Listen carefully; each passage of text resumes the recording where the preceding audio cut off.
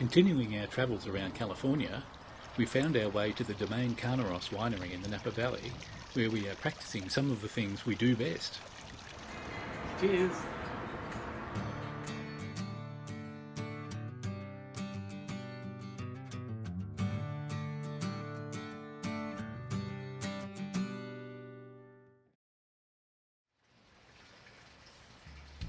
Today we're visiting another winery, Klein Cellars in Sonoma. The tasting room is set amongst some graceful gardens with classical water features, and nestled further back is a beautiful little shrine built from adobe bricks. The site is also home to the California Missions Museum, which houses scale models of all 21 California mission buildings as well as other artefacts. The California missions began in 1769 and lasted for the next 50 years as an attempt by Spanish settlers to convert Native Americans into Catholic Spanish citizens. Missions were established from San Diego in the south to Sonoma in the north.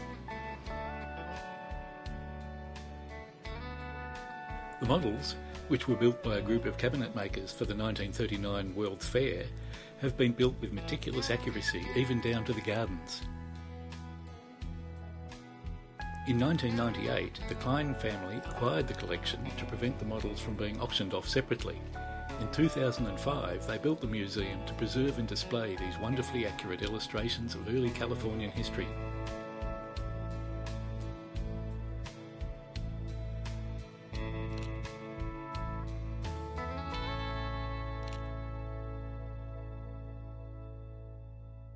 We've headed to Yosemite Valley, although due to a late start and some windy mountain roads towards the end, we haven't arrived at our accommodation and unpacked until just on dark.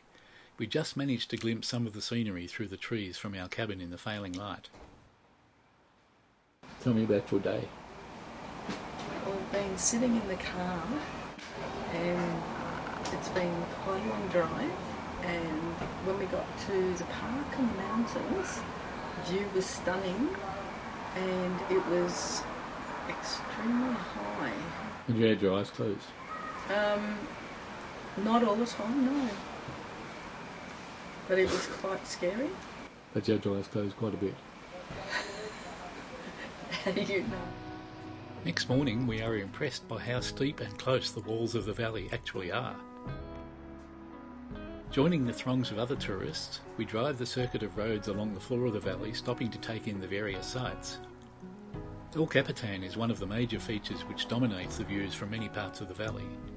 At 7,500 feet tall, it is an impressive outcrop, but not the highest point in the area. The features of the park have been formed through the interaction between glaciers and the geology of the region. Magnificent rocky outcrops including domes, deep canyons and waterfalls are some of the attractions which draw as many as 5 million tourists each year.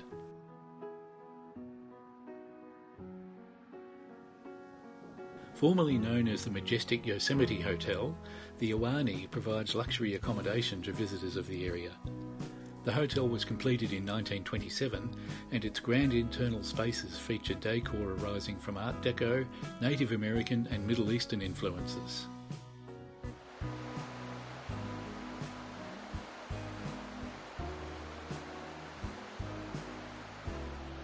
We are heading into autumn, so the visitor numbers are not very high at the moment. Spring and early summer are the times when the waterfalls are flowing at their strongest as the mountain snows melt and swell the rivers into a flood. As we are here in October, most of the waterfalls are just a gentle stream over the rock face.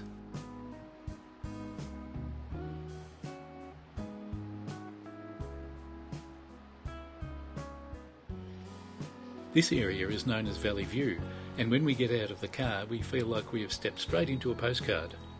The combination of the cathedral spires, El Capitan and the Bridal Veil Falls, all underlined by the Merced River, is one of the most famous views in the park, and we are awestruck by the beauty of the scene.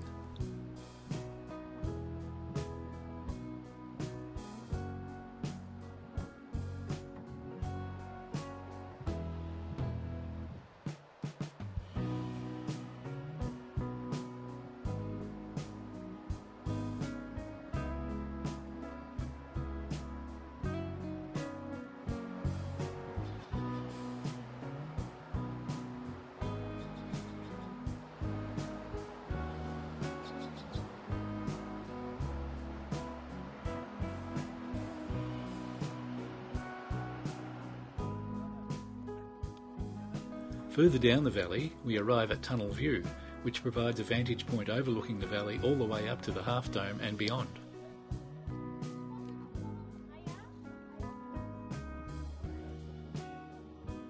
On the road to Glacier Point, we stop at Washburn Point, which has good views to the Nevada and Verna Falls, where the Merced River plunges into the floor of the valley before flowing through the village.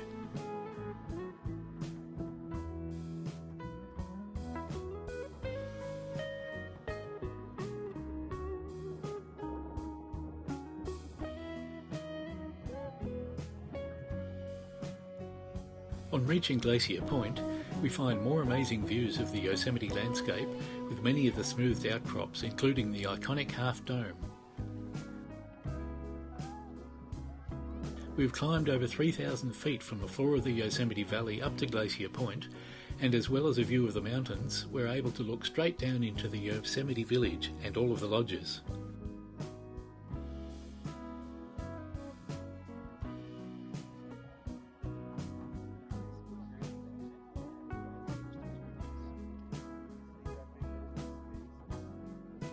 On the other side of the valley, the Yosemite Falls are just managing a trickle down to the rocks below.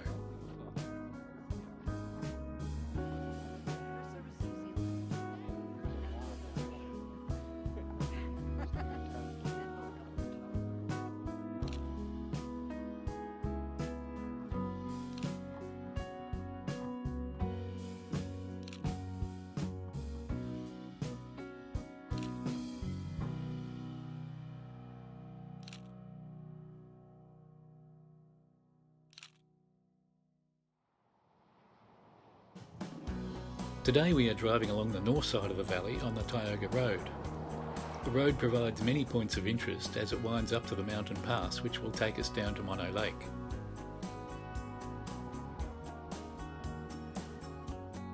Lake Tenaya feeds the Tenaya Creek, which winds down the Yosemite Valley before joining the Merced River in the Yosemite Village. Looking across the lake, we see more of the amazing domes which have been rounded by the actions of glaciers.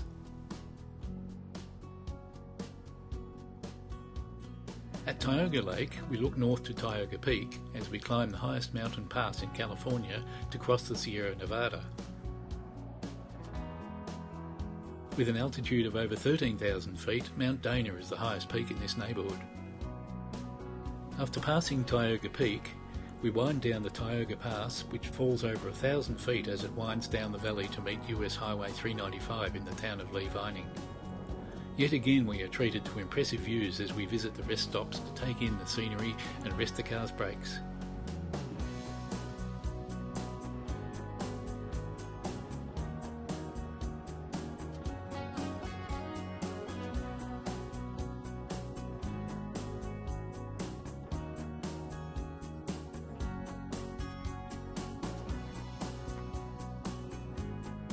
Mono Lake has unique water chemistry due to it having no outflows. All of the salt carried into the lake by its tributaries are concentrated by evaporation, and as a result the water is highly saline and alkaline. This has given rise to limestone formations called tufas forming in the lake, which have been exposed by the reduction of lake levels over time. The tufas are a haven for bird life which feeds on the brine shrimp and alkali flies which thrive in the water, which is too salty for fish.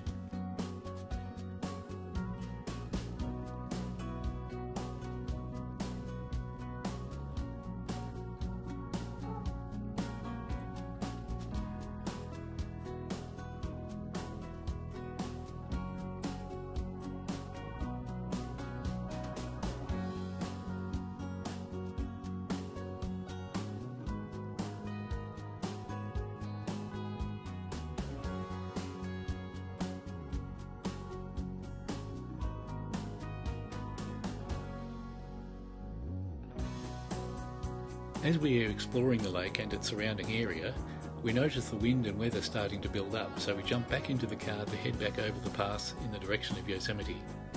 Tioga Pass is closed for winter every year, and since there is already some snow on the peaks, we don't want to take any chances.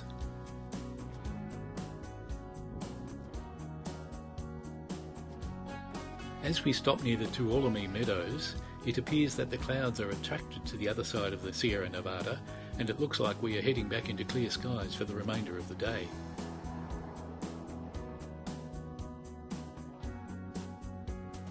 On the way back, we stop again at Tenaya Lake to take in the view and stretch our legs.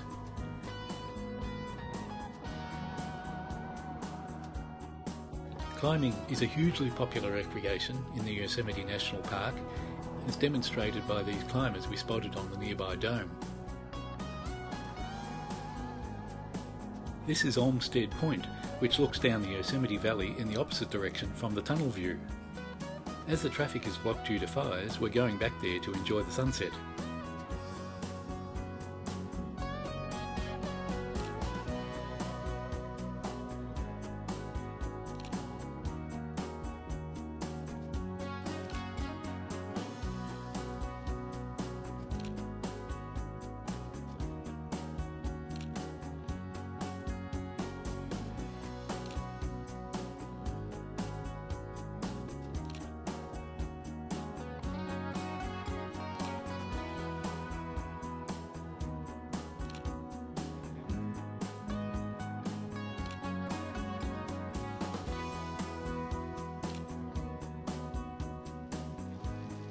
Our last night in the Yosemite region is spent at the Wawona Hotel, which is a magnificent hotel full of old world charm. It was established in 1856 and has been maintained in the original Victorian style.